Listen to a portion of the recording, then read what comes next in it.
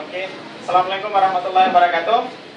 Teman-teman, kami dari Universitas Teknologi Sumbawa, program studi Teknik Metalurgi dan Material. Nah, baik, kami akan mencoba menjelaskan bagaimana mekanisme kerja dari air conditioner atau disingkat dengan AC.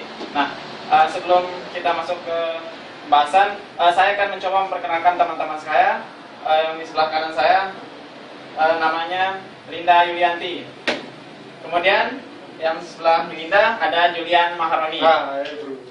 Baik, langsung saja kita mulai. Adapun sistem kerja dari AC itu sendiri, yang pertama ada 3 komponen. Di mekanisme AC itu sendiri ada 3 bagian komponen terpenting. Yang pertama itu ada kompresor. Kemudian yang kedua ada kondensor. Nah, kemudian yang ketiga ada evaporator.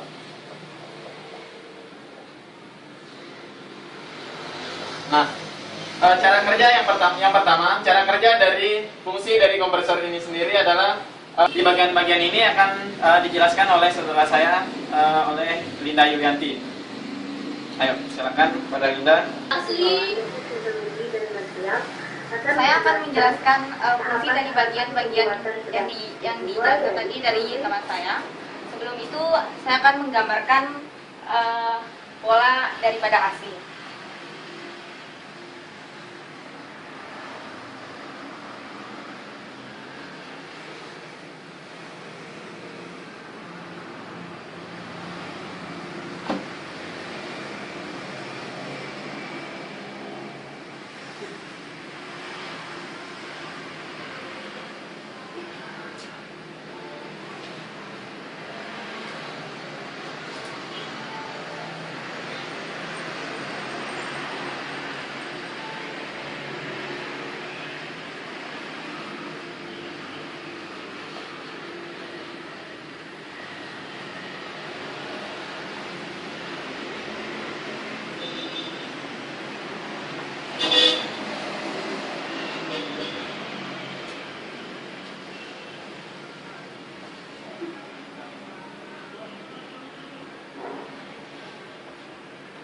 Nah, ini merupakan saya akan menjelaskan bagian yang pertama. Ini namanya kompresor. Nah, di kompresor ini berfungsi untuk mensirkulasikan dan menaikkan tekanan refrigeran. Kemudian refrigeran yang bertekanan tinggi tersebut akan dialirkan ke kondensor. Ini namanya kondensor.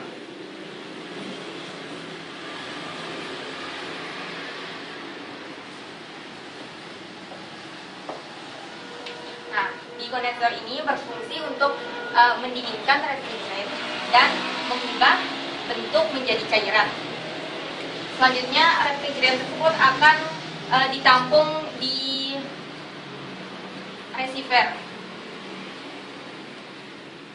Di receiver ini terdapat yang namanya dryer, di mana dryer itu berfungsi untuk menyaring kotoran dan uap air, sehingga refrigeran itu tidak akan terbebas dari kotoran dan uap air. Selanjutnya akan diteruskan ke expansion valve.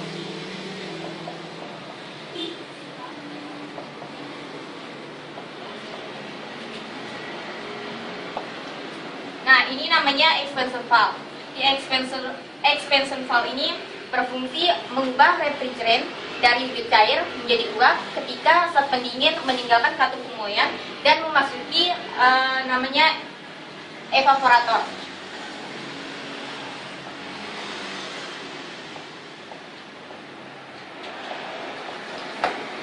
Nah, ini namanya evaporator. Di evaporator ini fungsinya itu mengalirkan udara sejuk ke dalam ruangan melalui kisi-kisi evaporator yang telah didinginkan sebelumnya oleh refrigeran tadi.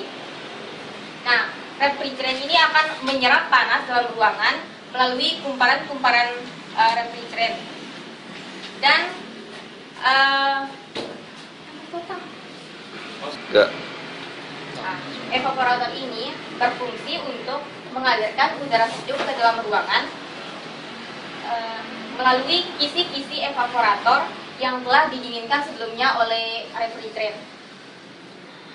Refrigerant akan menyerap panas dalam ruangan kisi-kisi evaporator yang telah didinginkan sebelumnya oleh refrigerant. Refrigerant ini akan menyerap panas dalam ruangan melalui kumparan pendingin, dan kipas-kipas evaporator akan meniupkan udara dingin ke dalam ruangan. Refrigerant akan selalu bekerja dalam sirkulasi tertutup, sehingga refrigerant ini tidak akan berkurang ataupun habis kecuali bila terjadi kebocoran. Terima kasih. Mungkin itu adalah mekanisme kerja daripada AC. Itu dari penjelasan teman kita Indah Yulianti mengenai mekanisme kerja dari AC. Nah, sedikit saya ulas kembali bahwa di mekanisme kerja AC itu ada 3 komponen penting. Yang pertama itu ada kompresor, kemudian yang kedua ada kondensor, kemudian yang ketiga ada expansion valve. Nah, kompresor ini merupakan termasuk dalam bagian terpenting dari komponen AC, yang fungsinya adalah menyalurkan refrigerant dari kompresor disalurkan melalui pipa, kemudian disalurkan ke kondensor dari tekanan tinggi berupa gas tekanan tinggi, dan setelah sampai kondensor akan diubah menjadi cairan yang bertekanan tinggi. Nah, kemudian masuk ke dryer. Setelah dari kondensor masuk ke dryer akan disaring, dibersihkan, kemudian dilanjutkan ke expansion valve. Nah, setelah dari expansion valve kemudian dilanjutkan ke evaporator. Nah, setelah nyampe evaporator, cairan tersebut akan diubah menjadi uap. Nah, kemudian ditiupkan ke dalam ruangan dengan tekanan yang rendah. Nah, mungkin itu saja dari kita. Mungkin akan ada penjelasan dari teman kita, saudara Julian. Pada saudara Julian, silakan. Ya, tadi kan sudah dijelaskan oleh kedua rekan saya bahwa mulai dari bagian-bagian AC dan mekanisme kerjanya. Jadi pada dasarnya AC itu sendiri berkaitan dengan hukum termodinamika, yaitu hukum pertama yang bunyinya energi itu tidak dapat diciptakan, dimusnahkan, tetapi dapat dikonversi atau dirubah bentuknya. Dan pada AC itu sendiri, konversi energi yang terjadi adalah dimulai dari energi listrik yang dikonversikan menjadi energi kinetik atau gerak oleh kompresor, sehingga dapat energi gerak tersebut dapat menghasilkan oleh kedua rekan saya mengenai bagian-bagian dan mekanisme dari kerja AC itu sendiri. Ini yang ingin saya tekankan, bahwa pada dasarnya AC itu berkaitan dengan hukum termodinamika.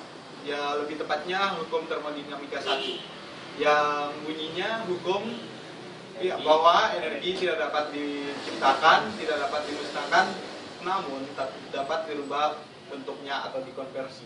Dan pada AC itu sendiri, konversi energi yang terjadi adalah dari mulai energi listrik, kemudian dikonversikan lagi menjadi energi kinetik atau energi gerak, yang menyebabkan konversi itu kompresor itu bergerak, sehingga dapat menyebabkan terjadinya mekanisme kerja dari AC, menyebabkan ruangan menjadi dingin. Mungkin itu saja yang dapat saya sampaikan. Bila itu ketua hidayah. Assalamualaikum warahmatullahi wabarakatuh.